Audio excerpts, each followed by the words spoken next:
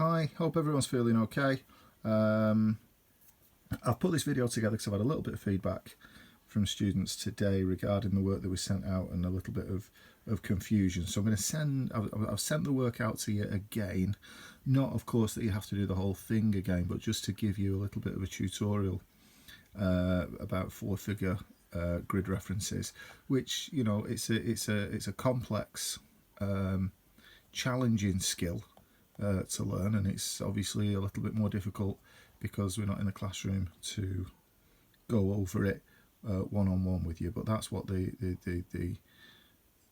idea of this video is. So I'd ask you first of all to have a look excuse me, at this video, which is a really brief overview as to what we're doing, and the answers to this are the numbers across the bottom of the map are called, well, you need to fill that in, and the numbers along the side of the map are called, and you have to fill that in. And like I said, the answers are given on the video.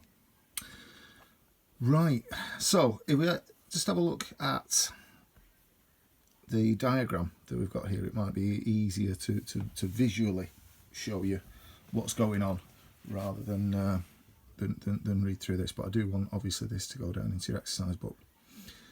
We've got the numbers here that are going along the bottom.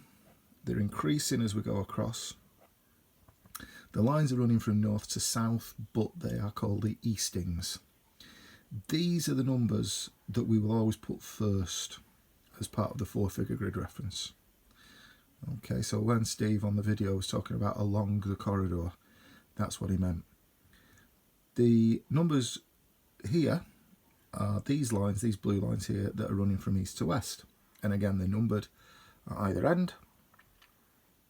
And these are the northing lines. Even though they run from east to west, it tells you how far north you are. So they're increasing as you go up there.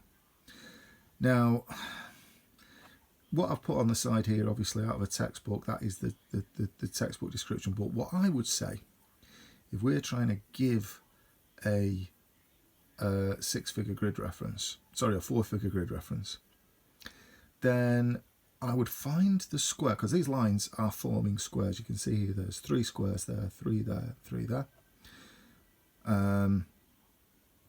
So they're forming these squares. I would look, let's have a look here at this picnic square. Okay, now all of that square, everything within there has got the same four-figure grid reference. And what we need to do, what I would always encourage you to do, is drop down to the bottom left-hand corner of the square. And at that point, 2 of the lines cross. The 03 line, that's the eastings line, the one that we give first, the 03 line and the 13 line both cross there. And that is therefore the grid reference, the four-figure grid reference for the entire picnic square, 0313. The tent square, that's also, we drop down to the bottom left-hand corner, that's also 03, but it's 0311 because that's the other line that crosses in the bottom left-hand corner. The bridge square, which is there, is 0411 because those are the 2 lines again that cross in that corner.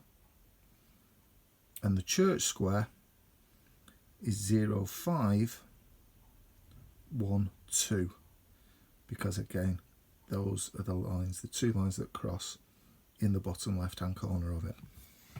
So always drop down to the bottom left hand corner, where are we? There we are, and find the 2 lines that cross there, write down the 2 numbers that are there, but just make sure that you've got them in the right order. The ones going along the bottom go first, the ones going up the side go second. On the next page there, it's giving you, again, it's just a little bit more detail about finding a grid reference. So to find 4237, you find the line 42, you find the line 37. The point at which they cross is the bottom left hand corner of the square, and that's the square with the house in it. The square here with the blue triangle, the triangulation pillar in it, drop down to the bottom left hand corner.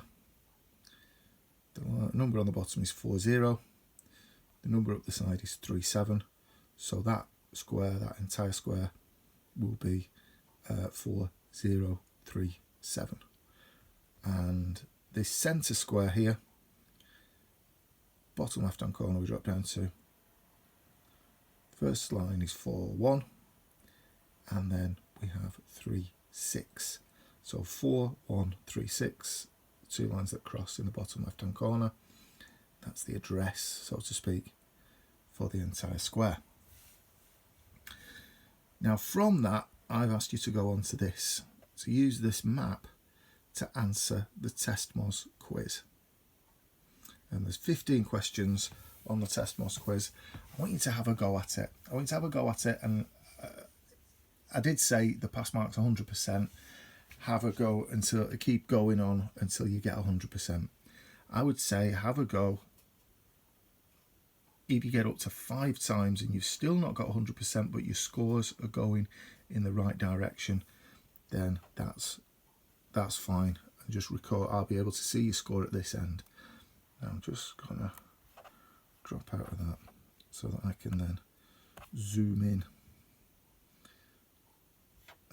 on the map. Let's close that down.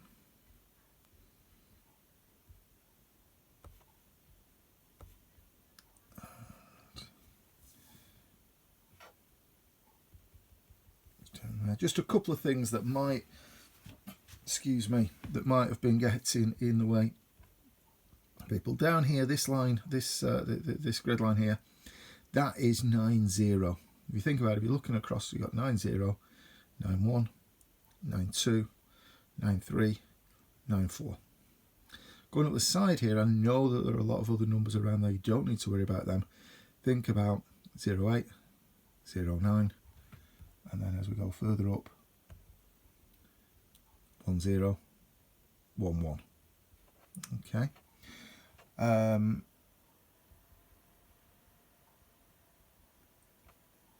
Now, as we've looked at before, maps are complex, challenging pieces of information.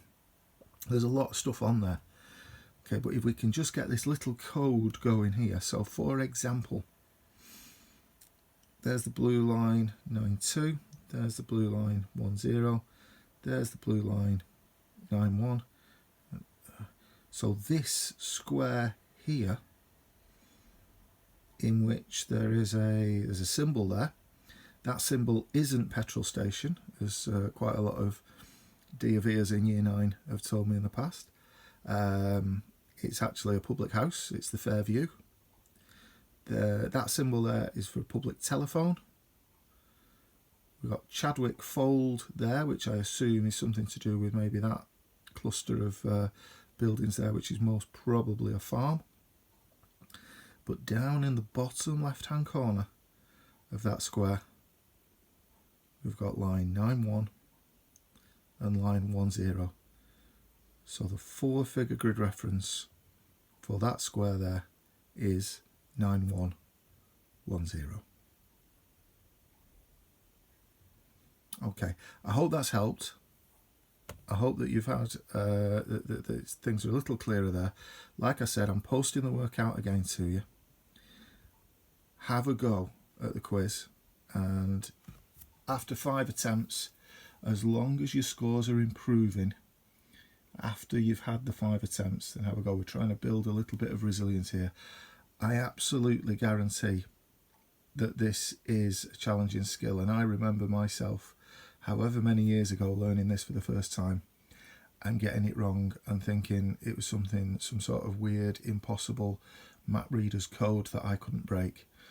But with enough practice, enough going at it, and just, having a go, getting it wrong, working out why you've got it wrong, having another go, maybe getting it wrong again, you will improve. You'll develop that resilience. And once the penny drops on this, believe me, it never stops. You will never forget it.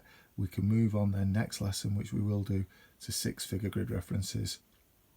And within no time at all, you will be able to locate yourself quite easily, quite straightforwardly, and with minimal fuss, be able to locate the grid references and locate places on a map. Okay, keep plugging away at it, guys. Stay safe, and have a really good go at this. Best of luck, kids. Speak to you soon. Bye.